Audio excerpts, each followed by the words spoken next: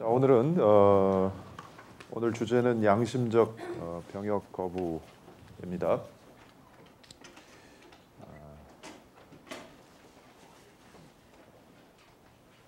그래서 여러분도 뭐 이미 많이 알고 있는 주제이죠. 양심적 병역 거부는 양심에 따라서 병역을 거부하는 행위를 말하는 거죠. 그래서 본인의 양심이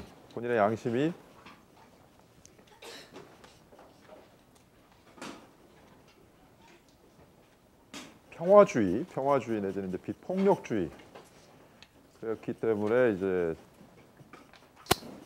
전쟁 자체를 이제 반대하고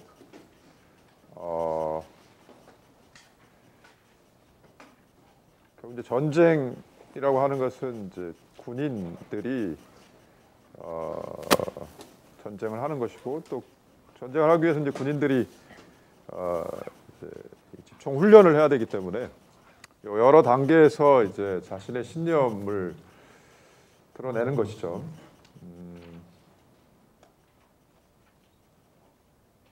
병역 전체를 다 거부할 수도 있고, 병역에는 이제 임하되, 그리고 병역이라고 하는 것이 다 이제 집총 병역이죠. 결국 총을 들지 않는 병역이라고 하는 것은 없기 때문에 결국 이제 집총 병역에 한정해서 또 거부할 수는 있지만, 어쨌든 대부분 이제 병역 자체를 이제 거부하는 내지는 이제 집총을 거부하는 그런 행위들을 말하는 건데, 결국은 그러한 행위가 이제 양심에 따라 이루어진다라고 하는 것이죠. 자신의 양심상 도저히 이제 병역 내지는 이제 집총 병역을 인정할 수 없는 그런 이제 양심을 가지고 있기 때문에 그런 행위들을 이제 할 수 없다. 이게 이제 양심적 병역 거부인데,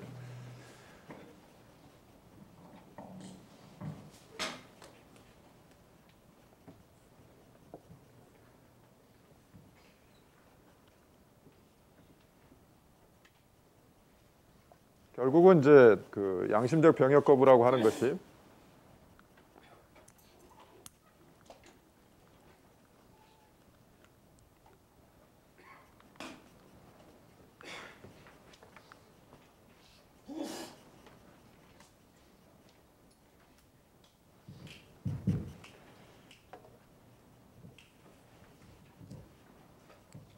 양심적 병역 거부라고 하는 것이 결국은 이제 병역 의무가 있는 나라에서 이제 가능한 이야기겠죠. 그 강제로 자신의 의사와 상관없이 이제 병역의 의무를 지게 되는 경우죠. 뭐 자신의 선택에 따라서 병역 여부를 결정할 수 있다라고 한다면 뭐 양심에 따라서 안 가면 그만인데, 결국 이제 병역 거부라고 하는 이런 그 일이 발생하는 이유는 병역 의무가 있기 때문이죠. 병역 의무. 그래서 지금 우리나라는 헌법상에 이제 모든 국민이 그 국방의 의무를 진다고 그랬고, 결국 이제 국방의 의무라고 하는 것은 이제 병역 의무로 구체화가 되죠. 물론 이제 국토 방위라고 하는 일은 뭐 반드시 병역으로만 그 이루어지는 건 아니지만, 결국 이제 우리나라에서 국토 방위의 의무, 국방의 의무라고 하는 것은 결국 이제 병력을 이제 그 형성하기 위해서 군대에 가야 되는 그런 병역 의무를 이제 의미하게 되죠. 근데 이제 헌법에는 모든 국민이 이제 국방의 의무, 병역 의무를 진다라고 했는데, 이제 법률에서는 지금 남성만 군대에 가도록 되어 있죠. 그래서 뭐 왜 그럼 남성만 군대에 가야 되느냐? 이것도 이제 하나의 뭐 우리가 한번 토론해 볼 수 있는 굉장히 중요한 주제이긴 한데, 뭐 그거는 우리가 여기서 다뤄야 될 주제는 아닌 것 같고, 어쨌든 대한민국의 남성은 이제 다 군대를 가야 되는데, 그런 이제 그 법에 의한 그 강제 군대에 가야 된다라고 하는 그러한 국가의 강제에 대해서 도저히 이제 양심상 따를 수 없는 사람들, 이제 양심적 병역 거부라고 이제 우리가 부르는데,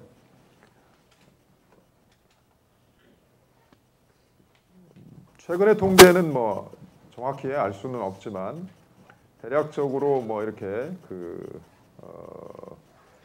접근할 수 있는 자료를 보면은 대략적으로 매년 뭐 약간의 변동은 있지만 수백 명의 이제 젊은이들이 이 병역 의무를 거부함으로써 이제 병역법 위반이 되는 것이죠. 이제 병역법 위반. 그래서 형사처벌을 이제 받게 되기 때문에 결국 이제 검사가 기소해서 이제 재판을 받은 후에 이제 대부분 이제 징역형으로 이제 처벌을 받게 되죠. 그래서 지금 뭐 매년 이제 보면은 감옥에 수감되어 있는 이 병역 거부자들의 숫자가 뭐 변동은 있지만 뭐 7, 800씩 매년 발생한다라고 하는 것을 우리가 이제 확인할 수가 있어요. 그래서 이게 이제 우리가 어쨌든 진지하게 검토해야 될 문제이죠. 그래서 결국 뭐 근본적으로 본다면은 뭐 통일이 되어서 뭐 군대가 필요 없는 뭐 그런 상황 내지는 아예 징병제를 다 버리고 우리도 이제 직업 군인 제도를 도입해서 원하는 사람이 이제 군인을 직업으로 이제 하는 그런 방식으로 이제 군대를 운영하지 않는 한 이 문제가 이제 지속적으로 이제 발생을 하게 될 텐데 그러한 이제 상황이 뭐 그러한 시간이 도래하기 전까지는 우리가 이 문제에 대해서 이제 반드시 짚고 넘어가야 되는 그런 문제이다라는 생각이 듭니다. 그래서 양심적 병역 거부는 말 그대로 이제 양심의 자유라고 하는 것이 문제가 되죠. 양심의 자유. 그래서 대부분의 이제 나라에서 가장 보편적인 인권이라고 부르는 것 중에 하나가 바로 이제 양심의 자유이죠. 또는 이제 병렬적으로 언급되는 이 인권이 바로 이제 사상의 자유라든지 또 종교의 자유라든지 이런 것들이 대개는 이제 병렬적으로 언급이 되는 어떤 정신상의 권리이죠.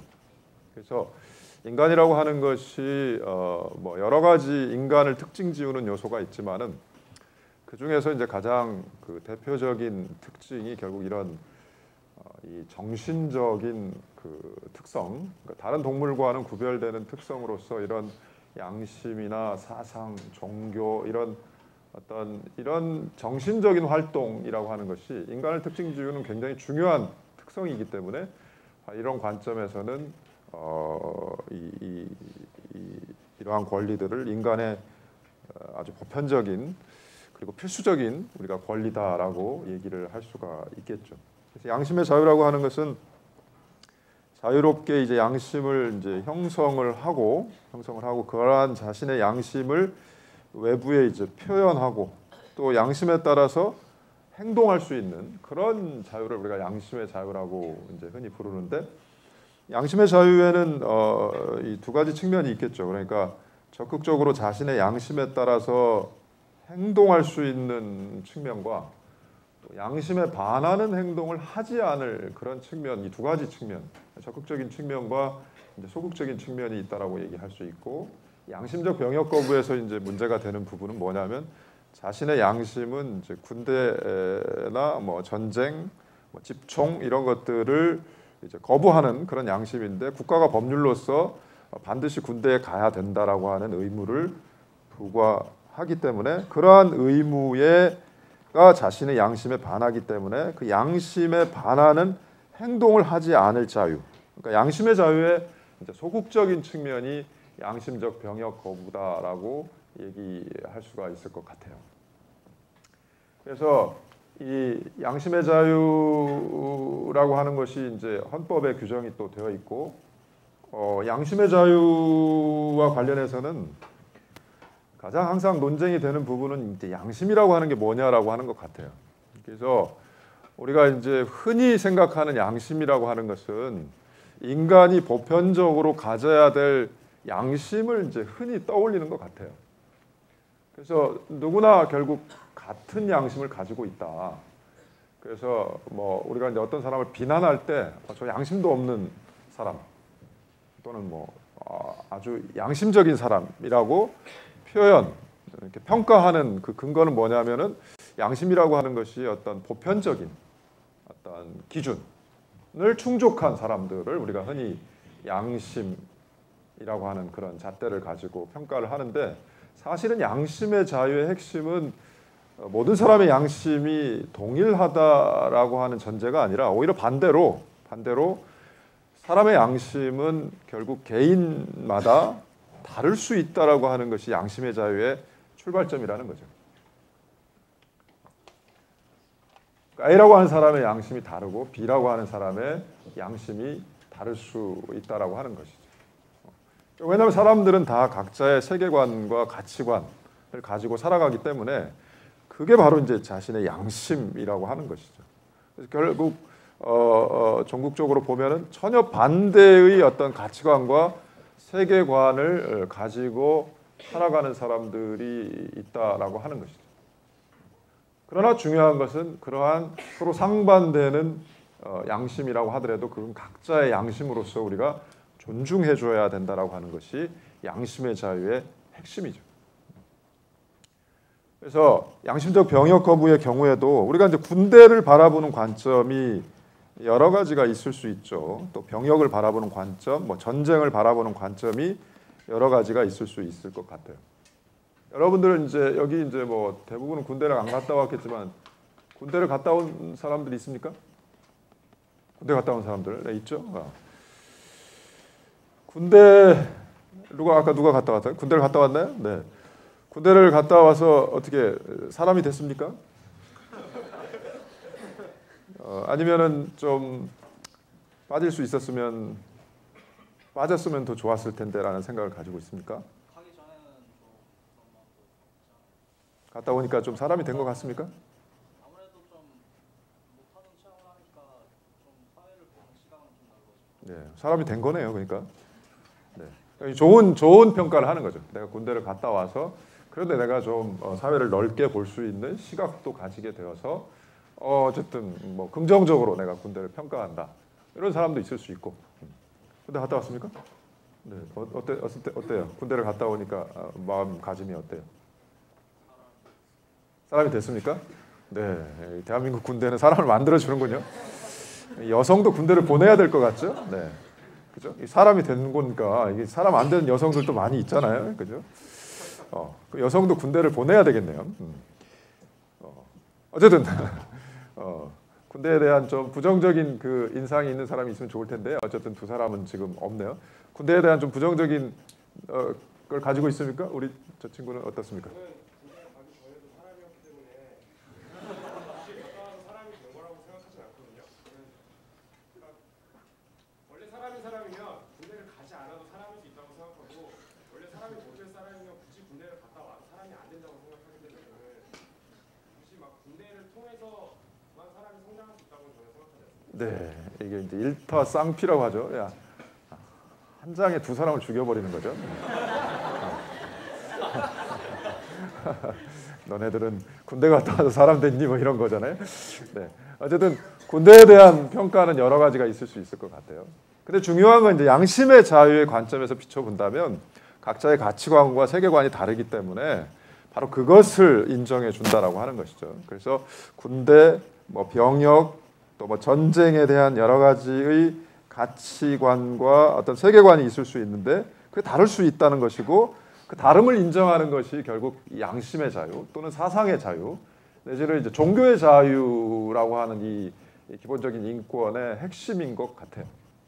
그래서 결국 뭐 단지 이런 뭐 아주 사소한 차이에 불과한 것이 아니라 사실은 이제 양심적 병역 거부를 둘러싸고는 전혀 다른 세계관이 존재하는 것이죠. 그래서 적극적으로 군대를 가야 된다라고 하는 사람과 완전히 그러한 이제 병역 자체를 거부하는 사람의 문제이기 때문에 전혀 반대의 지금 세계관이 부딪히고 있는 것이라서 우리가 이제 그 어떠한 관점에서 이 문제를 해결해야 되는지가 이제 중요한 것 같은데 어쨌든 이 양심의 자유 내지는 사상의 자유 내지는 이 종교의 자유라고 하는 것을 인정하는 근거는 결국 생각이 다를 수 있는데 그것을 인정해야 된다라고 하는데 있죠. 그리고 우리가 이제 흔히 양심적 병역 거부라고 하지만 사실은 양심적 병역 거부를 사회적인 이제 이슈로 부각시킨 이 그룹은 이제 여호와의 증인이라고 하는 이제 기독교의 한 종파죠. 그러다 보니까 이거는 사실은 양심적 병역 거부는 사실 이제 양심에 따른 병역 거부일 수도 있지만 종교적 신념에 따른 또 양심의 병역의 거부라고 얘기할 수 있기 때문에 종교의 자유하고도 문제가 될 수 있고 또 특별히 뭐 양심이나 종교하고도 또 관련 없이 어쨌든 뭐 대부분 그게 양심이겠지만은 어쨌든 그러한 여러 가지의 이제 근거에 따라서 이제 병역을 거부할 수 있기 때문에 뭐 반드시 양심의 자유나 종교의 자유가 문제가 되지는 않겠죠. 뭐 사상의 자유도 문제가 될 수 있겠죠. 어쨌든 그러한 관점에서 이제 다양하게 문제가 되지만 우리가 이제 흔히 묶어서 이것들을 이제 양심적 병역 거부라고 부르고 있죠. 즉 양심에 따른 병역의 거부다. 이제 이렇게 이야기를 하죠. 그래서 결국 이 양심이라고 하는 것의 핵심은 아까도 여러 번 언급한 바와 같이 결국 가치관의 문제죠. 가치관의 문제이고 세계관의 문제인데 결국 이 양심이라고 하는 개념 자체를 이제 정의하기가 쉽지 않기 때문에 여러 가지의 이제 정의가 나오는 것 같아요. 그래서 양심을 정의할 땐 단지 그냥 뭐 머릿속에 있는 가치관이나 세계관의 문제가 아니라 그것이 좀 더 뭔가 좀 강력하고 뭔가 좀 절박한 것, 좀 더 좀 구체적인 것, 뭐 이런 식으로 이제 개념 표지들을 추가를 시키는데 개념 표지가 많아진다라고 하는 것은 이제 양심의 개념에 들어갈 수 있는 그 대상이 줄어든다는 것을 의미하기 때문에 이건 결국 이제 양심 안에서도 또 가치 평가를 하는 문제라서 이건 굉장히 이제 조심스럽게 다뤄야 되는 문제인 것 같은데 우리 헌법재판소에 나와 있는 여러 양심의 자유와 관련된 판례들을 보면 양심의 개념에 대해서 일반적으로는 어떤 가치관, 세계관의 문제로 보는 것 같긴 하는데 사실은 이제 좀 더 구체적인 그 징표에 들어가 보면 약간 논란이 있는 것 같아요. 그만큼 이제 양심의 문제라고 하는 것은 이미 정의 자체가 쉽지 않은 이제 그런 문제이죠. 그래서 결국 이제 양심의 자유라고 하는 것도 뭐 경우에 따라서는 이제 제한이 될 수가 있죠. 이게 바로 이제 대표적인 것이 우리 이제 국방의 의무 같은 경우라고 할 수가 있을 것 같아요. 그러니까 지금 어쨌든 뭐 정말 목숨과 바꿀 정도의 강력한 그 양심, 병역을 거부하는 양심을 가진 사람들의 경우에는 구체적으로 양심적 병역 거부라는 행동에 들어가지만 또 많은 사람들이 좀 고민하는 경우도 있죠. 내가 나의 신념에 좀 반하긴 하지만 사실은 군대 간다. 이런 사람들의 입장에서도 사실은 양심의 자유에 대한 어떤 조금의 어떤 그러한 그 갈등은 분명히 있기 때문에 그러니까 뭐 적극적으로 내가 군대에 가야 되겠다. 그게 나의 양심이라고 한다면 그건 문제가 안 되겠지만은 그리고 그렇지만은 사실은 이제 완전히 긍정하는 사람과 완전히 부정하는 사람 사이에 수많은 사람들은 사실 갈등을 하죠. 근데 물론 갈등 자체가 그냥 군대에 가기 싫어서라고 하는 그런 이유도 있겠지만은 정말 진지하게 나의 양심에 비추어서 고민하는 사람들이 있다라고 한다면 그거는 양심의 자유를 분명히 건드리고 있는 것이죠. 그런 측면에서 본다면 이제 양심의 자유라고 하는 것을 건드리고 있기 때문에 특히 우리 이 병역의 의무라고 하는 것은 양심의 자유가 그만큼 어쨌든 너의 양심이 갈등에도 불구하고 너는 군대에 가야 된다라고 하는 의무를 부과하고 있다라고 하는 것은 어쨌든 간에 양심의 자유에 대한 제한이 법에 의해서 가해질 수 있다라는 것을 보여주는 것이죠. 그래서 양심의 자유도 끊임없이 이렇게 이제 그 제한이 되는데 양심적 병역 거부와 관련해서는 결국 그러니까 양심의 자유를 완벽하게 이제 보장해 주게 되면은 어쨌든 간에 본인의 양심에 반한다라고 주장하는 사람들은 다 군대를 보내면 안 되는 것이죠. 그러나 이제 어쨌든 이 병역 의무를 부과함으로써 또 국가가 달성하려고 하는 분명히 그 목적이 있죠. 그 목적이라고 하는 것은 결국 이제 가장 이제 궁극적인 목적은 국가 안보라고 하는 것이죠. 국가의 안보를 위한 것이고, 국가 안보를 위해서는 결국 군대라고 하는 게 있어야 되고, 국토를 지켜야 되기 때문에 국토 방위의 어떤 그 책임, 그 사명을 위해서 군대라고 하는 조직이 있어야 되고, 또 군대가 뭐 운영되기 위해서는 그냥 뭐 무슨 뭐 전차나 총이 싸우는 게 아니기 때문에 결국 사람, 병력이라고 하는 것이 필요하니까 군대를 유지하기 위해서는 또 병력의 형성이라고 하는 것이 필요하고, 그러니까 병력의 형성이라고 하는 것이 이제 필요하기 때문에 결국은 이제 병역 의무를 부과하는 것이죠. 이와 같이 이제 국토 방위, 국가 안보 내지는 국토 방위, 또 병력의 형성, 뭐 이런 목적들을 위해서 결국 이 병역의 의무를 부과하는 것이죠. 그래서 분명히 충분히 정당하다라고 인정할 수 있는 우리가 목적이 있는 거예요. 국토의 안보라든지 국가의 안보라든지 국토 방위라고 하는 것은 이거는 우리의 존재 자체와 관련된, 그러니까 뭐 단지 한 개인이 아니라 우리 공동체 구성원 전체의 그 어떤 생존이 달려 있는 문제이기 때문에 뭐 군대를 둬야 된다라고 하는 문제에 대해서는 우리가 뭐 충분히 동의할 수 있어요. 충분히 동의하고 뭐 헌법에도 그렇게 명문의 규정이 있기 때문에 어쨌든 이거는 뭐 이 대한민국이라고 하는 이 국가 공동체의 하나의 합의이기 때문에 우리가 이제 인정하는 바죠. 그러나 한편으로는 결국 이제 양심의 자유라고 하는 것도 하나의 또 가치이죠. 가치이기 때문에 결국 어떻게 하면은 이 양심의 자유라고 하는 가치와 이 국가 안보라고 하는 가치를 우리가 결국 이제 조화시켜 나갈 수 있는가, 이것이 이제 결국은 문제가 되겠죠. 그래서 양심의 자유를 어쨌든 그 좀 더 의미를 부여한다면 양심에 따라서 병역을 거부하는 사람들은 전부 다 군대를 가지 않도록 하는 것이 이제 가장 좋은 방향이겠지만, 또 국가 안보라고 하는 차원, 국토 방위를 위한 어떤 병력의 이 충원이라고 하는 관점에서 본다라고 한다면 어쨌든 더 많은 사람들을 이제 결국 군대에 갈 수 있도록 해야 되는 것이 더 나은 또 가치이기 때문에 결국 가능하면 병역 거부자를 인정하지 않는 것이 더 좋은 방향이겠죠. 그래서 결국 이 병역 거부와 관련해서는 결국 이 국가 안보라고 하는 어떤 가치를 실현하기 위해서 지금은 전혀 지금은 예외를 이제 인정하고 있지 않다라고 하는 것이죠. 전혀 병역 거부는 자는 이제 기본적으로 인정하지 않는 것이죠. 그래서 결국 아까 이제 그 동영상에서도 잠깐 나왔던 것처럼 병역 거부자들이 이제 가장 걱정하는 부분은 뭐냐면 병역 기피자와 이제 본인들이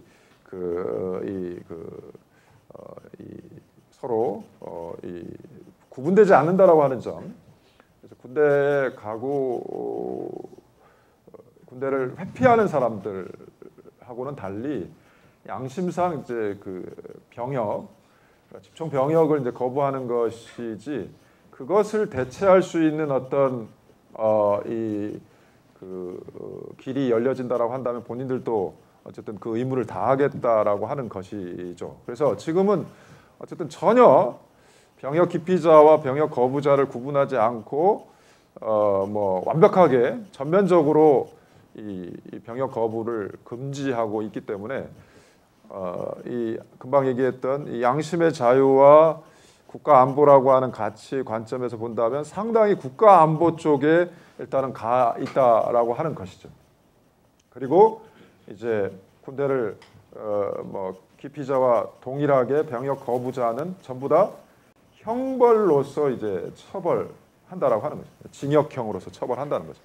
그래서 이제 약간의 역사에 이제 변화가 있었는데 결국 이제 군대 그 기간이 조금씩 변화되어 왔기 때문에 대체적으로 보면 그 병역 의무 복무 기간에 맞추어서 징역형을 받게 되죠. 뭐 과거에 뭐 3년, 뭐 2년 반, 지금은 이제 뭐 2년 뭐 이런 식으로 그 병역 의무 기간, 복무 기간에 맞추어서 이제 실제로 이제 징역형을 받게 되고 병역 거부를 하게 되면 결국 감옥에서 결국 그 기간을 보내고 나와야 된다라고 하는 것이죠.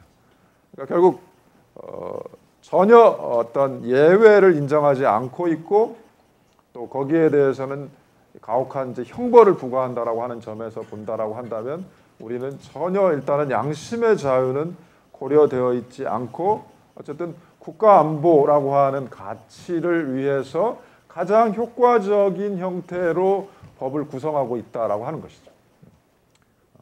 전면적인 시행과 거기에 대해서 어쨌든 거부하는 자에 대한 위법이 있는 자에 대해서는 형벌로 다스리는 그런 관점에서는 매우 이제 효과적인 관점이라고 볼 수는 있는데 그러나 이제 이 양심의 자유라고 하는 관점에서 본다라고 한다면 사실은 조금 더 예외를 인정해야 되는 것이고 또 왜 형벌인가 다른 대체 수단이라고 하는 것은 없는가? 그러니까 결국 지금 이 양심적 병역 거부를 하는 사람들은 사실 감옥 가는 걸 두려워하지 않거든요. 감옥 가는 걸 두려워하지 않기 때문에 사실은 형벌을 부과한다라고 하는 것은 우리가 이제 앞서서도 많은 주제에서 다뤘어요. 형벌의 목적이라고 하는 것이 결국 이제 두 가지라는 것이죠. 그래서 결국 범죄를 저지를 수 있는 일반인이 범죄를 저지르지 않도록 예방하는 효과, 이게 이제 일반 예방 효과이고 그런 이제 효과의 측면에서 본다면 사실은 이 그 양심적 병역 거부자의 경우에는 일반 예방 효과라고 하는 것이 전혀 없죠, 사실은. 왜냐하면 감옥 가는 것을 두려워하지 않기 때문에 뭐 형벌을 아무리 어쩌면 강화해도 아직 모르겠어요. 뭐 예를 들어 병역 거부자에게 사형 선고를 한다. 만약에 그런 경우는 잘 모르겠어요. 잘 모르겠지만은 뭐 그런 경우가 있으면 안 되겠지만은 아마 제가 생각하기에는 그런 경우에도 이 사람들은 아마 목숨과도 바꿀 수 있는 양심이라고 생각을 해요. 그래서 결국은 전혀 일반 예방 효과가 없다라고 볼 수 있기 때문에 전혀 형벌의 어떤 효과가 사실은 발생하고 있지 않다라고도 얘기할 수 있는 부분이 바로 양심적 병역 거부라고 얘기할 수는 있을 것 같은데 어쨌든 간에 지금은 예외 없이 모든 병역 거부자에 대해서 형벌의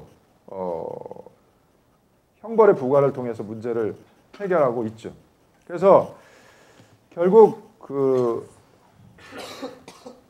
양심의 자유를 전면적으로 인정했을 때 결국 분명히 거기 이제 병역 기피자도 포함될 수 있고 어쨌든 정말 진정한 그런 어떤 강력한 정말 내가 이 양심을 버리면 죽을 수도 있다라고 생각하는 사람의 양심과 그렇지 않은 사람의 양심을 사실은 이제 구별하기가 쉽지 않기 때문에 분명히 양심적 병역 거부를 인정하면은 분명히 거기에 악용하는 사람도 분명히 발생을 할 거예요, 분명히. 그러다 보니까 이제 우리의 제도는 그 자체가 어렵기 때문에 전혀 지금 예외를 인정하고 있지 않는 형태로 법이 구성되어 있기 때문에 진짜 양심에 따라서 병역을 거부하는 사람들이 전혀 어떤 그 대안을 찾을 수 없는 법제도를 가지고 있는 것이죠. 그래서 어떻게 하면은 이러한 이제 그 두 가지의 법익을 우리가 조화시켜 나갈 수 있느냐와 관련해서 결국 가장 이제 그 우리가 합리적인 대안이라고 생각하는 부분은 결국은 이제 대체 복무죠, 대체 복무. 그래서 반드시 병역, 그러니까 군대에 가서 또 어떤 군복을 입고 또 이러한 그 집총 훈련을 받는 그러한 이제 의무가 아닌 다른 공익적인 어떤 의미를 가지는 그러한 그 일에 종사할 수 있도록 이제 그 길을 열어주는 것이죠. 이게 이제 대체 복무라고 하는 것이죠. 그러니까 예를 들어서 뭐 중증 그 환자들을 돌보는 일이라든지 아니면 뭐 화재를 진압하는 일이 될 수도 있을 것이고 뭐 그런 좀 더 공익적인 뭐 노인들, 장애인들의 그러한 수발을 든다라든지 이러한 이제 그러니까 뭐 군복을 입거나 이 총을 가지고 훈련을 받는 일은 아니지만 어쨌든 공익적인 이제 목적의 일에 종사할 수 있는 가능성이 있죠. 그러나 이제 여기에 대해서도 이제 비판하는 사람들은 그게 어떻게 같을 수 있느냐, 대체하는 복무가 같을 수 있느냐. 그러니까 정말로 이 군대에 가는 일이라고 하는 것은 힘들고 심지어 위험하고 그런 일인데 과연 그것과 동일한 수준의 어떤 그 동일하게 힘들고 또 그렇게 위험한 일은 없다라고 하는 것이죠. 근데 사실 우리 지금 이 병역 의무를 운영하고 있는 것들을 보면은 사실은 예외가 많이 있어요. 예외가. 지금 뭐 우리가 잘 알고 있는 그 운동 선수들도 국가대표 선수들 보면은 뭐 일정한 정해진 이 성과를 달성을 하면은 군대를 또 면제시켜 주는 게 있잖아요. 그런 거에 비춰 보면은 굳이 우리가 그 공익적인 어떤 일이라고 하는 것들을 단순 비교는 할 수 없다라는 생각이 들어요. 그렇죠?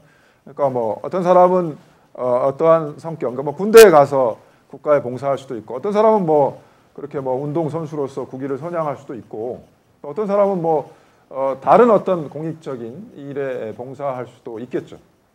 그런 관점에서 본다라고 한다면 충분히 대체 복무를 인정할 수 있는데도 불구하고 지금은 그렇게 하고 있지 않다라고 하는 점에서 좀 문제가 있지 않는가.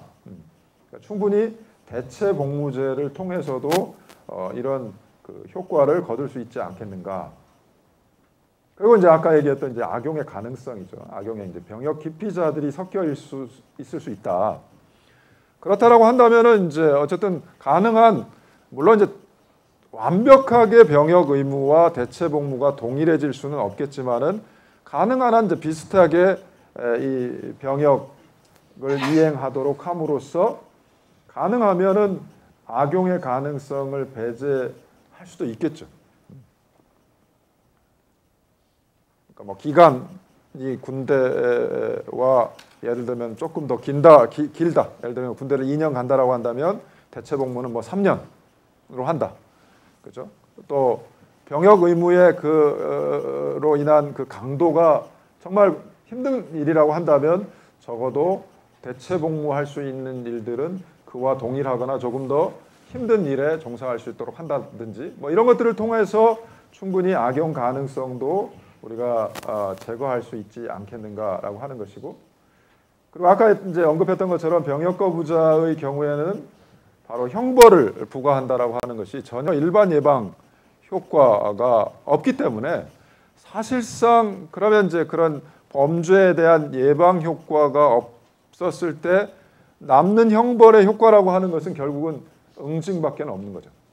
그런데 군대 안 간 사람들에 대한 일종의 그 응징이죠. 응징. 그죠? 그러니까 결국은 이 형벌의 목적을 전혀 다른 관점에서 보는 사람들의 입장에서는 전혀 뭐 지금 형벌이라고 하는 것이 그저 그냥 병역 거부자에 대한 응징의 효과만 가지고 있기 때문에, 그리고 더 본질적으로 본다라고 한다면은 사실은 범죄라고 하는 것은 어쨌든 뭔가 사회적인 뭔가 비난받을 일을 해야 되는데 병역 기피자라고 하는 것은 병역 거부자라고 하는 것은 자신의 양심에 따라서 병역을 거부한 것이기 때문에 어떤 면에서 본다면은 과연 그 책임을 그 사람의 책임에 대해서 우리가 비난할 수 있는가라고 더 본질적으로 이제 물을 수 있다라고 하는 것이죠. 본인의 양심이 그런데 거기에 대해서 이제 우리가 과연 형벌로서 책임을 물을 수 있겠는가, 이런 것도 있겠죠. 그리고 이제 병역 거부자의 경우, 병역 거부를 인정하는 경우에 발생할 수 있는 또 다른 문제로는 결국 그러면 순수하게 병역을 이행한 사람과는 좀 차이를 둬야 되는 거 아니냐, 그런 문제도 있을 수 있죠. 그래서 이제 군대 갔다 온 사람들의 이제 아까 이제 군대 갔다 온 사람들의 입장에서는 좀 뭐야 억울할 수도 있다라고 하는 것이죠. 우리는 뭐 그저 그냥 군대에 갔다 온 것뿐인데 양심적 병역 거부자들은 결국 이제 다른 복무를 하게 된다라고 하는 그런 것이죠. 그러니까 뭐 병역 의무를 이행하는 사람들의 경우에도 물론 이제 아까 두 사람은 자기가 좀 긍정적으로 평가를 했지만 그렇다라고 해서 뭐 기꺼이 그런 마음으로 또 가는 사람은 또 많지 않기 때문에 어떤 면에서 본다라고 한다면은 사실은 그런 좀 불만이 생길 수 있죠. 군대라고 하는 것 자체, 그러니까 정말 이 군복을 입고 뭔가 이 단체 생활을 하고 그 자체가 하나의 부담을 주는 일이기 때문에 그런 부담으로부터 이 면제를 의미하는 병역 거부자에 대해서는 이제 뭔가 불만이 있을 수 있다라고 하는 것이죠. 이게 뭐 단순히 감정적인 불만이 아니라 이제 바로 이런 평등의 문제이기 때문에 형평의 문제죠. 그렇기 때문에 그런 관점에서는 이제 아까도 얘기했던 것처럼 결국은 기간을 어떻게 설정하느냐, 대체 복무의 기간을 어떻게 설정하느냐, 또는 그 복무의 강도를 어떻게 설정하느냐의 문제도 결국 이 두 가지 법익을 이제 우리가 그 조화시키는 데 있어서 중요한 관점이 되지 않을까라는 생각이 들어요.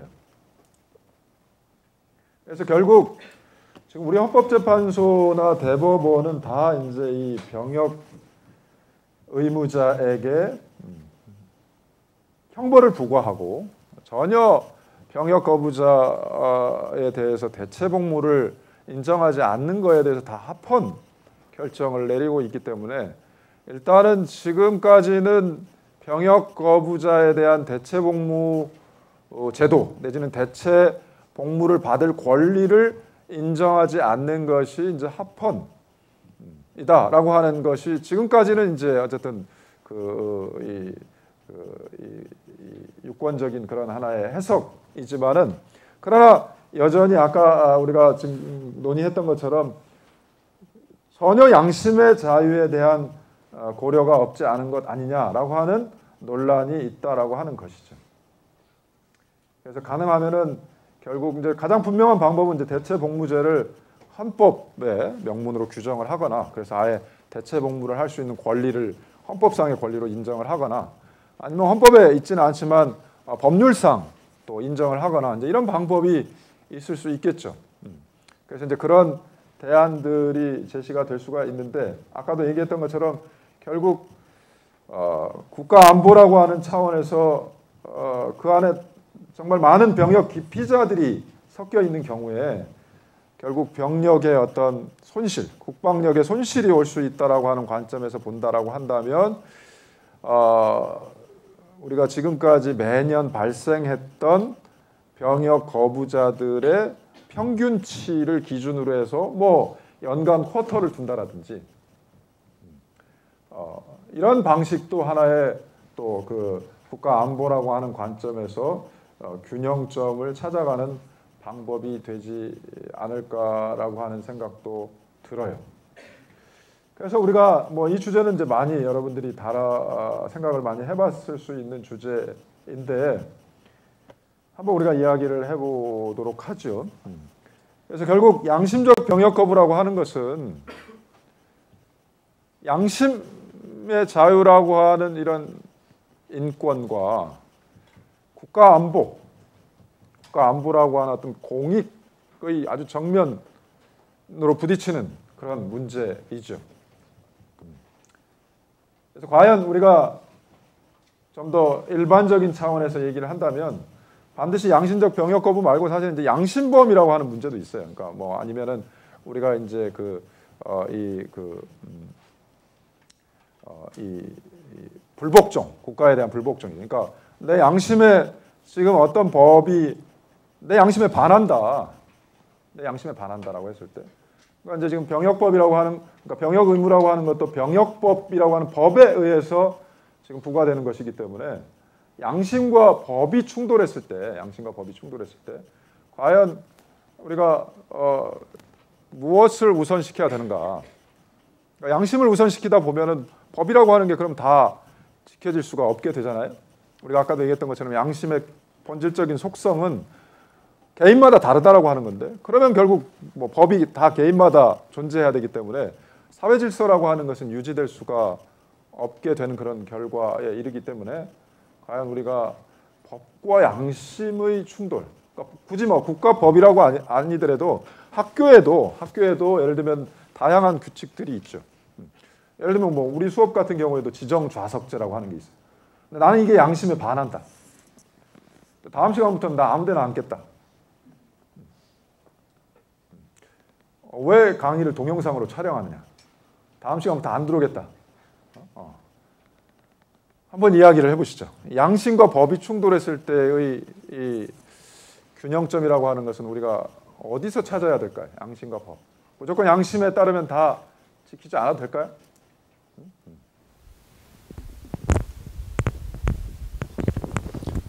네, 건축학과 이상근이라고 합니다.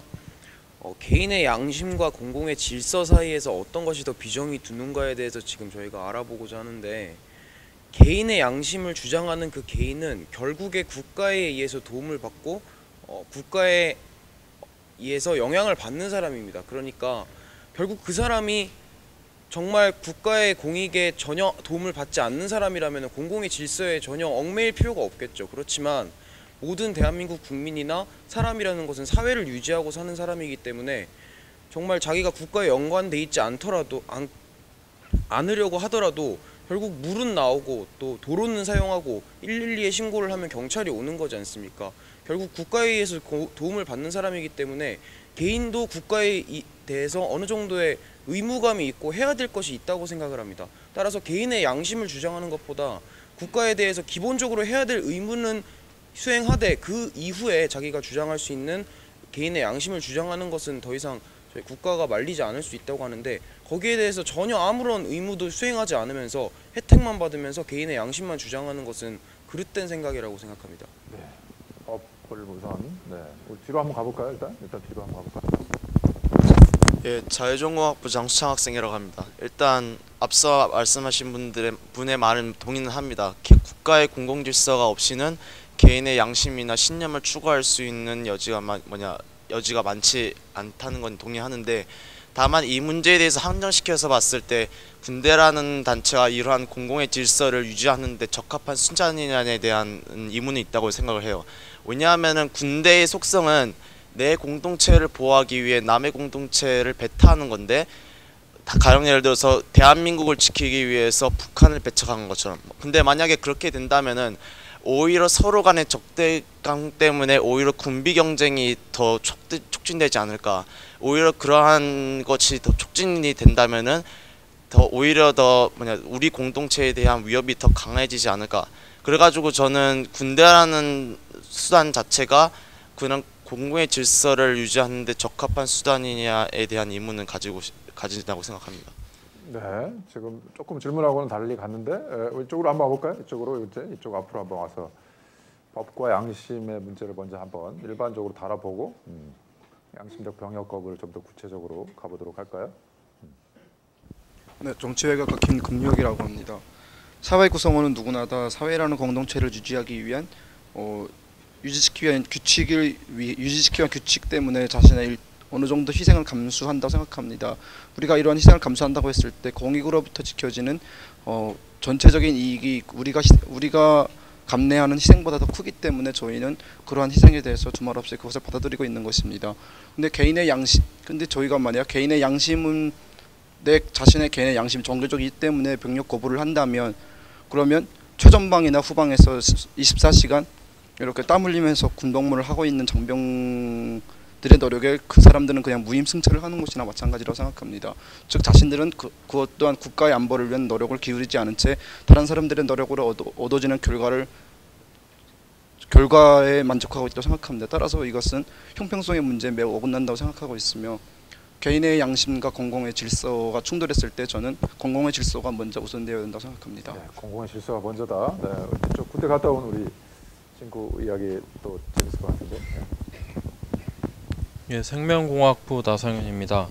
저도 공공의 질서가 중요하다는 거에는 이견이 없는데, 결국에는 개인이 자기가 가지고 있는 양심이 있기 때문에 개인의 양심을 우선해야 한다는 건 아니지만 그거를 어떻게 막을 방법은 없다고 생각을 하기 때문에 그 개인의 양심을 일단은 좀 더 생각을 해봐야 될 것 같습니다. 예를 들어서 만약에 버스 승차 시에 이제 줄을 서는데 줄을 서는 그게 공공의 질서로 규정이 돼 있는데 만약에 어떤 사람이 나는 뭐 줄 서는 그 행위가 뭐 딱딱한 무슨 사회상을 반영하는 것 같아서 내 양심에 맞지 않아서 줄을 서지 않겠다. 뭐 그렇게 해서 다른 사람들은 줄 서 있는데 자기는 앞으로 가서 막 새치기 하면서 버스를 타면 아마 주위 사람들한테 비난을 받을 것입니다. 그래서 개인의 양심을 지키되 만약에 그거에 따라서 자신이 어떤 비난이나 뭐 불이익을 받는 것은 감수를 해야 된다고 그렇게 생각합니다. 네, 지금까지 다 이제 그 공익을 좀 강조하는 입장인데 누가 양심의 자유라고 하는 입장에서 좀 양심이 그래도 좀 지켜져야 되지 않느냐라고 하는 누가 한번 이야기를 해보면 좋을 것 같은데 일단 저쪽 한번 가볼까요? 네, 저쪽에서 한번 이야기를 해볼까요? 예, 전 철학가 엄준섭입니다. 근데 앞서 말씀하신 분들은 이제 공동체적인 측면을 강조를 하셨는데 글쎄 제 생각에는 뭐 우리가 뭐 살아가는 거 태어난 것 자체가 뭐 공공의 이익에 복무하기 위해서 태어난 건 아니잖아요. 그러니까 국가라는 편에 왜 서서 입장에서 얘기를 하시는지 잘 저는 이해를 못하겠고 우리 각각이 갖고 있는 자유가 있고 권리로서 인정받아야 되는 건데 국가는 이제 그거를 제한하는 입장이니까 사실은 우리는 어떻게 하면은 불필요한 자유의 제한이 있을까 그걸 고민을 하고 그걸 피해가야 되고 그걸 배려해주기 위해서 그리고 나도 배려받기 위해서 좀 고민을 해야 되는 거 아닌가 싶고 그러면 그렇게 지켜진 공공의 질서가 구체적으로 나를 위한 건지 정말로 아니면은 그 위한다고 하는 어떤 생각이 나한테 심어져 있는 건지 저는 잘 모르겠고요.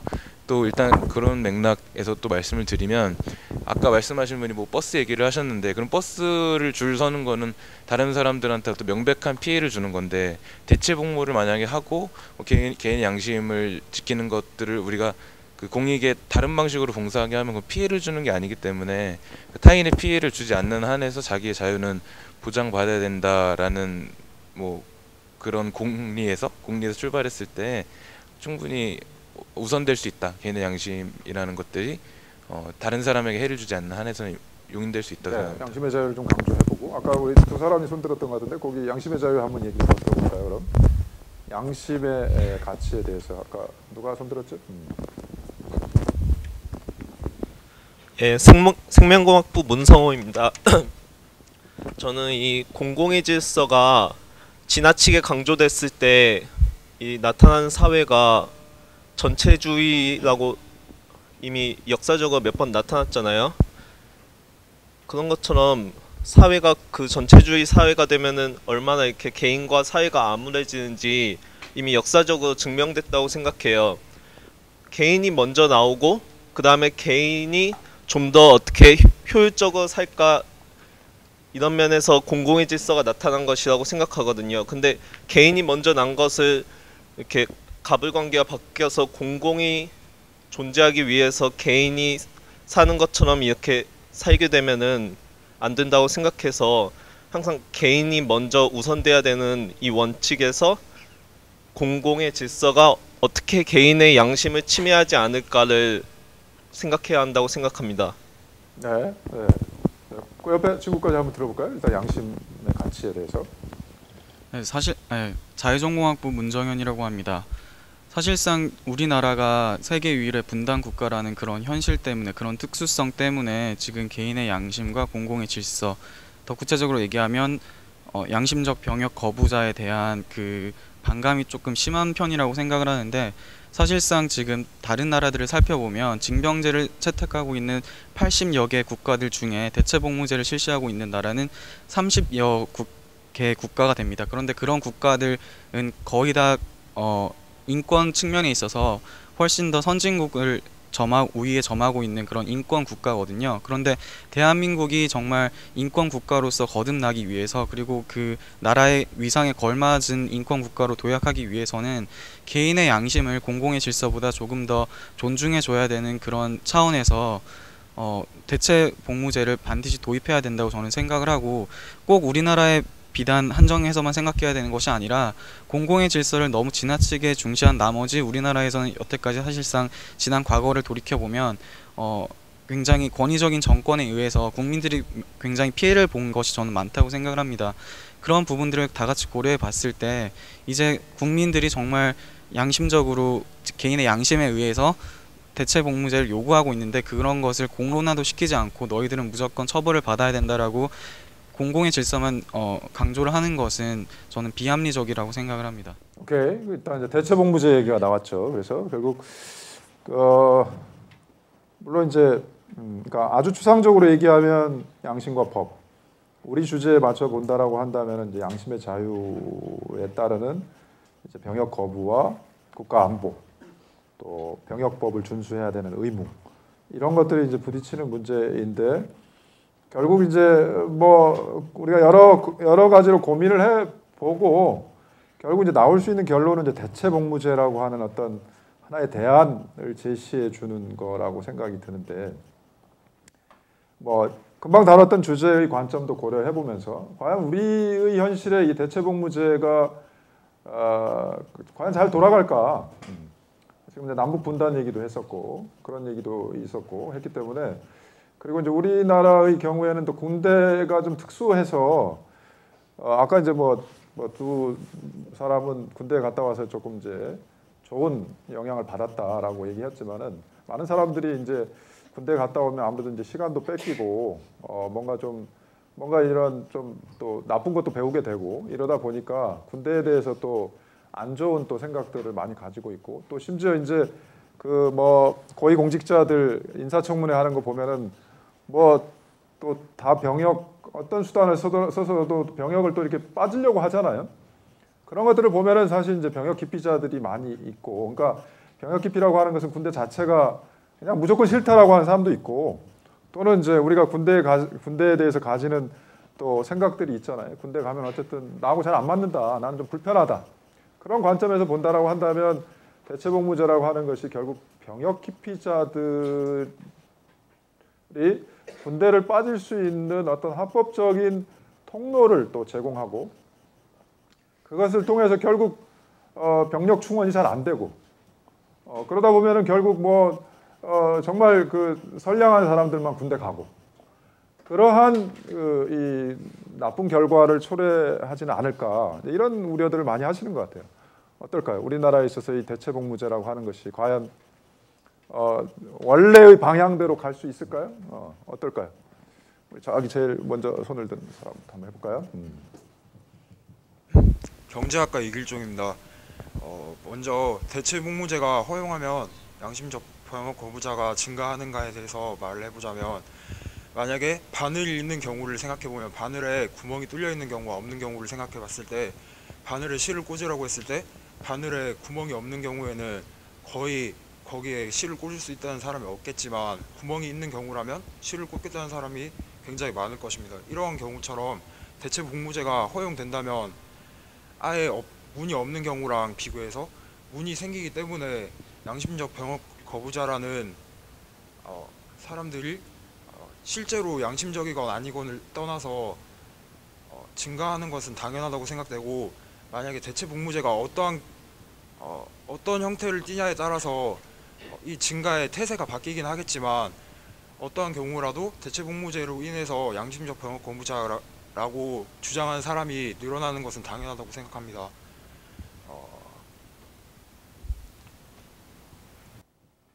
병역 기피자가 포함될 가능성이 높다. 그러니까 뭐 결국은 반대하는 입장인가요? 대체복무제 반대하는 입장인가요? 예. 네. 뒤에 먼저 한번 들어볼까요? 뒤에 듣고 이쪽으로 가볼까요? 저 식품자원경제학과 임성빈입니다.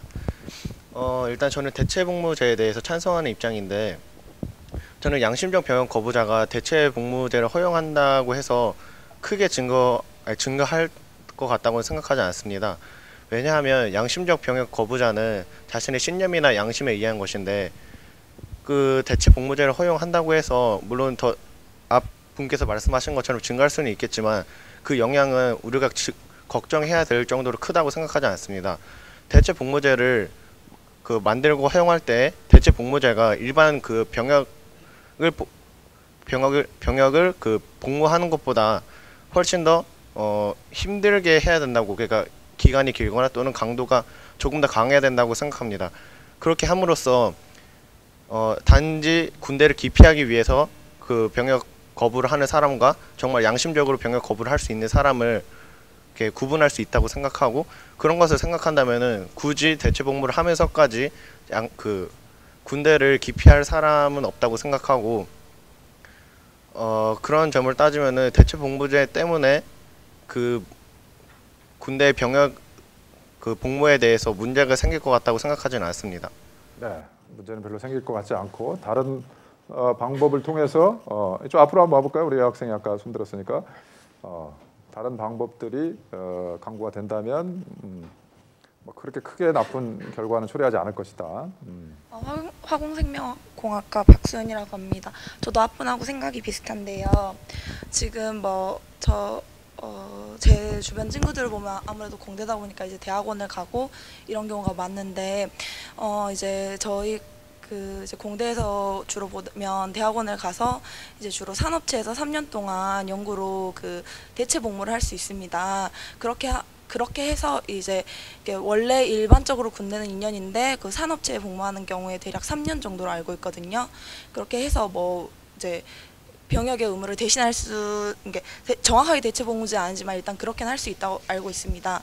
그런데 지금 그거를 많이 쓰지 않는 게 일단 3년이라는 기간 자체가 길고, 또 이제 연구소에 들어가서 또 군대만큼 힘든 것도 또 있고, 또 이제 만약에 유학을 간다거나 이럴 때 일반 병역의 의무를 지닌 사람들과 구분되는 약간 불합리한 점이 더 있다고 합니다.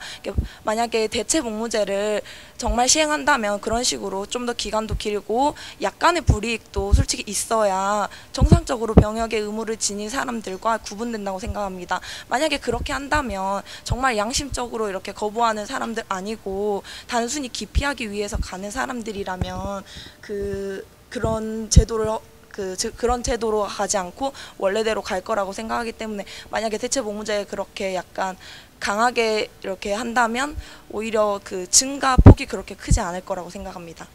대체 복무제를 좀 엄격하게 운영하면 악용될 가능성은 없다. 앞으로 한번 와볼까요? 네, 앞으로 와볼까요? 생명과학부 김지원입니다. 대체 복무제에 반대하는 의견에는 크게 병역 기피가 늘어날 것이다라는 것과 안보에 위협이 될 것이다라는 두 가지 의견이 있는데요. 먼저 병역 기피가 늘어날 것이다에 대한 반박으로는 2001년에 연세대에서 연구 결과가 있는데요. 현역 복무를 기피하는 이유는 50% 이상이 복무 기간이 가다하고 일반적인 사회에서 격리된다는 점을 들고 있고, 또 20% 이상은 사고 발생 위험이 높다는 등 그런 고된 훈련과 같은 이유를 들고 있습니다. 이것을 살펴보면은 절반 이상의 사람들이 복무 기간에 관련해서 병역 기피를 원하고 있다고 말할 수 있는데, 대체 복무제의 경우 실제로 사회에서 격리시키고 일정 기간 이상 합숙을 하게 한다면은 대체 병역을 기피하는 사람들을 줄일 수 있고, 또 20% 이상의 사고 발생 위험 때문에 병역을 기피하는 사람들의 경우에는 군대의 자체 문제를 해결함으로써 그 수를 줄일 수 있다고 생각합니다. 그리고 안보에 위협이 될 것이라는 의견에 대해서는 병무청에서 2009년 연구 결과에 따르면은 현재 산업기능요원이나 전문연구요원과 같이 병역 대체 복무자인 사람들이 84,000명 정도가 된다고 합니다. 실제 통계를 본다면은 해마다 500명 내외의 사람들이 병역을 거부하고 있는데, 이 숫자는 현재 대체 복무제에 있는 사람에 비하면 매우 미미한 숫자이기 때문에, 이 숫자 때문에 안보에 실질적인 위협이 가한다고 주장하는 것은 우리나라 병무청 자체 스스로를 논리를 허무는 그런 생각이라고 생각합니다. 네, 조목조목 지금 뭐 이야기를 해준 것 같아요. 뭐 병역 아까 비슷한 얘기도 있었고, 오히려 군대 환경 개선이라든지 오히려 다른 대안을 통해서 군대 가는 사람도 문제가 없도록 하고, 그 다음에 병역 기피도 좀 막고, 이제 그런 대안들을 얘기해줬는데, 이쪽으로 한번 와볼까요? 이쪽으로. 네. 대체 복무제를 좀 반대하는 의견도 있었으면 좋겠는데. 네. 예, 전기전자 전파공학부 김준열입니다. 저는 대체 복무제에 대해서 기본적으로 좀 반대하는 입장인데요. 아까 앞에 분의 얘기를 좀 반박을 해보자면 병역을 기피하는 게 아니라 양심적 병역 거부라는 거죠. 그러니까 병역을 기피하는 건 당연히 군대 안 간 사람들은 누구나 뭐 병역 복무 기간이 길고 이렇게 해서 기피를 하겠는데, 그게 아니라 아예 살상이 나는 싫다. 뭐 다른 군대, 그러니까 뭐 다른 인류를 뭐 파괴하는 이런 군대의 문제 자체가 싫다는 그런 양심적 병역 거부에 대해서 살펴본 거거든요. 그래서 그 부분에 대해서는 크게 뭐 그런 건 없을 것 같고, 대체 복무제라는 게 뭐 당연히 그러면 대체 복무제도 군대와 똑같은 시스템으로, 거의 비슷한 시스템으로 해야 그 양심적 병역 거부자들도 그 군대 시스템 같이 돌아가야지 다른 사람들도 평등하다고 생각을 할 텐데. 군복 비슷한 걸 입고. 아니요, 단체 그러니까 생활하고. 예, 단체 생활은 하고 뭐 숙박이라든지 이런 걸 같이 하고 이런 같은 시스템으로 돌아가야지 그 군대를 갔다 온 그런 사람들도 역시 평등하다고 느낄 수가 있는데, 그런 걸 보면 지금 현재도 경찰이라든지 소방서라든지 이런 것을 그냥 지원을 해서 뽑고 있는 제도가 이미 있습니다. 그래서 굳이 대체 복무제라고 할 필요 없이 자신이 원한다면 그런 곳에 이미 지원할 수 있는 시스템이 되어 있기 때문에 대체 복무제라고 하는 거라고는 조금 거리가 멀지 않나 싶습니다. 이쪽 한번 와볼까요? 우리 또 이쪽도 반대하는 의견인 것 같으니까 한번 더 들어볼까요? 네. 예, 기용학부 김동균입니다. 예, 저는 기본적으로 대체 복무제도에 대해서는 이제 강력하게 반대하는 쪽이고, 그다음에 그 이유는 이제 차근차근 설명드리겠는데, 일단 먼저 군대를 저는 갔다 왔고, 근데 제 군대 보직상 이제 수많은 이제 병사들을 만나게 됐는데, 그 병사들 대부분이 한 90% 이상은 전부 다 군대를 오기 싫은데 국방의 의무 때문에 어쩔 수 없이 온 병사들이 대부분이었고, 그 아주 극소수만이 이제 자기가 이제 군대가 체질이다 해가지고 이제 전문 병사로 남는데, 이제 그런 경우는 실제로 극소수라는 걸 알아야 되고, 그리고 군대라는 그 집단의 특성상 단순히 이제 그 군대를 간다는 것이 국방의 의무를 수행을 하기 위해서 이제 개인의 이제 수많은 인권적인 측면이 제한을 받게 되는데, 기본적으로 이제 표현의 자유도 어느 정도 제약을 받고, 그다음에 개인이 그다음에 이제 한 집단의 군대라는 집단에 소속되게 됨으로써 이제 자유에 많은 제약을 받게 되는데,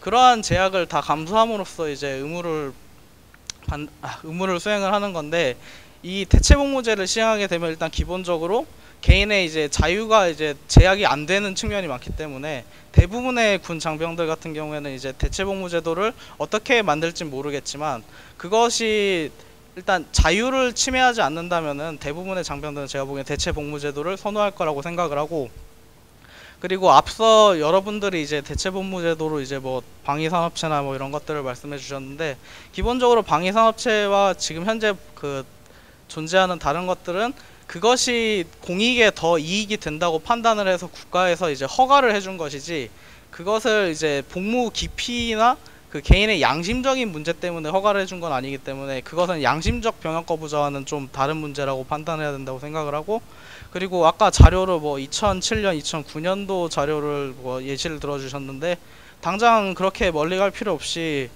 제가 이제 복무 기간에 이제 천안함 사건도 있었고 연평도 사건도 있었습니다.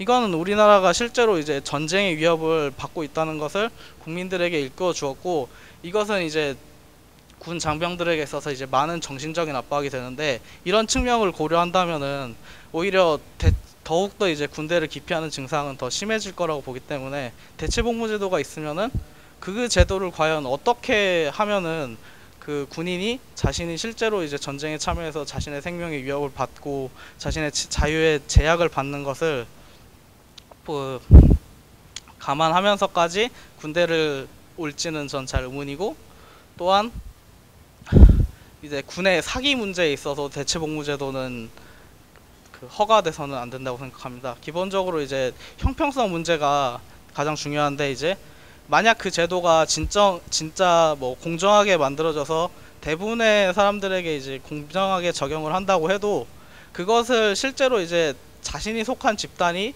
불리하다고 생각하는 게 대부분의 사람이기 때문에 군의 사기적인 측면에 있어서는 해가 된다고 보고 그것은 우리나라의 특성상 허가돼서는 안 된다고 봅니다. 네, 그래서 뭐 강력하게 반대하는 입장도 있었는데 조금 이제 나아가 보죠. 그러면 약간 그러니까 뭐 완전히 반대하는 사람들도 있고 일정한 요건과 절차를 좀 좀 엄격하게 한다라고 한다면은 허용될 수 있는 입장도 있는 것 같은데 도대체 그거 어느 정도로 해야 이게 뭐 가능한 걸까요? 대체복무제라고 하는 것이 그러니까 뭐 아예 뭐 반대하는 사람은 이제 어쩔 수 없지만은 그래도 이 정도는 우리가 인정할 수 있겠다. 이러이러한 사람에 대해서 그런 사람들을 판별해내고 또 기간은 어느 정도 또 업무는 어느 정도 하면은 가능하겠다. 저쪽으로 한번 가볼까요? 저쪽으로. 네. 이 정도는 우리가 인정할 수 있겠다. 수준이 어느 정도 될까요? 그러면 대체복무제를 허용할 수 있는 기준, 요건 뭐 이런 것들은 어느 정도면 가능할까요? 네, 전 그 부분을 설명하기 좀 앞서서 제가 보는 시각을 조금 설명해 드리고 싶은데 전 대체복무제가 이제 단순히 군대의 신장이 아닌 이제 국가 복지 차원에서 이루어지는 그런 결과를 낳는다고 생각하는데 저는 이제 국가 안보가 무조건 무력의 힘으로써 나오는 게 아니라고 생각하거든요. 이제 국가 복지, 뭐 잘 짜여진 국가의 체계 그런 것도 충분히 다른 국가와 힘의 균형을 맞출 수 있는 국가 안보 차원에서 쓰일 수 있다고 생각합니다. 그래서 무조건 군대에 가고 군대의 군인이 많아진다고 해서 그것을 무조건 국가 안보의 신장으로 연결시키면 안 되고 충분히 그 대체복무제를 이용해서 얻는 국가 복지적 차원에서의 결과도 국익의 신장으로 봐줘야 된다고 생각합니다. 그럼으로써 그것 또한 그러니까 대체복무제를 허용함으로써 나오는 결과 또한 공공의 질서를 만족시키는 것으로 봐줘야 된다고 생각하는 게 저희 시각이고요. 이러한 시각으로 봤을 때 저는 이제 대체복무제는 저는 오히려 종교적인 이유뿐만이 아니라 뭐 가족에 부양해야 될 가족이 있는데 혼자밖에 없는데 아프다거나 뭐 그런 경우라던가 아니면 단체 생활이 있어서 정신적 질환이 있어서 그런 경우라던가 그런 부분을 오히려 확대를 해줘야 된다고 생각합니다. 그리고 기간은 물론 1.5배에서 2.2배 정도로 늘어나야겠지만 저는 이 대체복무제가 오히려 확대되어서 군대와 같은 그런 또 하나의 선택수단이 되었으면 좋겠다고 생각합니다. 그리고 이제 그런 대체복무제가 확대됨으로써 일어날 수 있는 이제 군대의 군력이 뭐 감소라든지 그런 거는 무조건 노동력의 측면에서 생각해야 될 게 아니라 기술의 발달에서 생각해야 된다고 생각하는데 그러니까 노동력이 군인이 감소한다고 해서 무조건 군력이 감소하는 게 아니라고 생각하거든요. 이제 기술이 충분히 발달됐고 하니까 이제 그 감소된 군인의 그런 효과를 어떻게 다른 기술을 이용해서 확보할 수 있을지 보완할 수 있을지 그 점을 생각해야 되지 무조건적인 차원에서 생각하면 안 된다고 생각합니다. 일단 제가 질문했던 거하고 조금 거리는 있지만 그 앞으로 한번 봐볼까요? 그 앞으로 한번 대체복무제 요건이나 기준을 좀 생각해보면 좋을 것 같은데.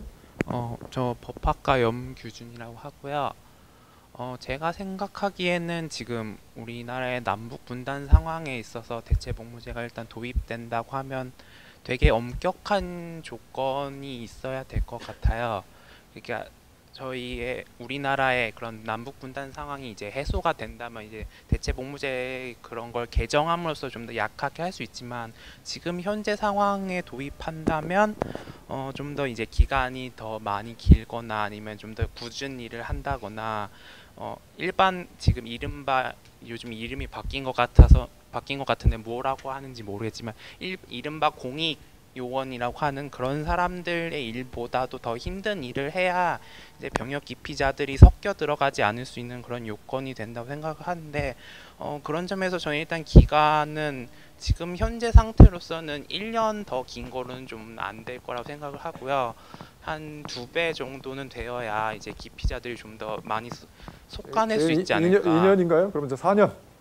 네, 그 정도는 돼야 좀 속아낼 수 있지 않을까라고 생각을 하고 이제 일의 강도에 있어서도 노동 강도들도 이제 뭐 여러 가지가 있겠지만 대표적인 예를 든다면 이제 정신병자 감호소 이런 그런 치료 병원에서 24시간 상주하면서 이제 그런 아까 어떤 분께서 반대하시는 분께서 말씀하셨던 것 같은데 이제 군대 우리나라 사람들이 요즘 젊은이들 군대를 기피하는 이유 중에 가장 큰 이유는 이제 거주 이전의 자유가 없는 거잖아요. 이제 모든 생활이 그 단체 생활을 하면서 24시간 동안 자기라 전혀 다른 삶을 살았던 많은 사람들과 이제 이렇게 하고 계급 사회고 그런 것점에서 기피하는 거기 때문에 대체복무제도 그런 요건들을 갖춰야 이제 군인들이 좀 더 형평하다고 생각하지 않을까. 그렇기 때문에 조직 사회라든가 그런 단체 생활 같은 그런 요건들도 이루어져야 한다고 생각을 하고요.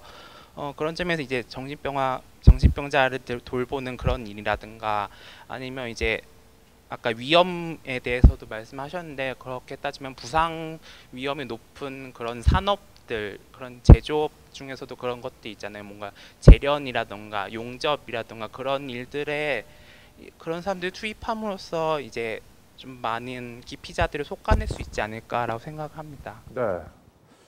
사실은 이제 뭐 기간의 연장이라든지 뭐 그런 업무 강도를 강화시킨다라고 하는 것도 오히려 이제 양심의 자유에 또 반할 수 있다라고 하는 또 주장도 있는 것 같아요. 오늘은 시간이 됐기 때문에 일단은 어쨌든 양심의 자유라고 하는 관점에서 지금 우리는 이제 병역 의무를 지고 있는데 뭐 지금 얘기했던 것처럼 이제 한국의 특수한 상황이라고 하는 것도 있고 그렇기 때문에 분명히 이제 중요한 공익이지만 우리가 또 양심의 자유라고 하는 것을 또 포기할 수 없는 또 하나의 가치이죠. 그러다 보니까 결국 이것을 이제 조화시키는 방법은 결국 뭐 아무리 국리를 해도 결국 이제 대체복무제라고 하는 이제 대안밖에는 없는 것 같은데 대체복무제를 악용되지 않도록 하는 한도에서 이제 운영하려면 지금 얘기했던 이제 엄격한 그런 요건과 또 절차 이제 아직 논란은 있지만 어쨌든 대체복무제가 가지는 그 업무의 강도를 이제 어떻게 조절할 것이냐 이런 문제들이 해결이 돼야 아마 대체복무제가 가능하지 않을까 이런 생각이 드는데 한번 여러분들의 창의적인 생각을 한번 올려주면 좋겠다 이런 생각이 드네요. 오늘 여기까지 할까요?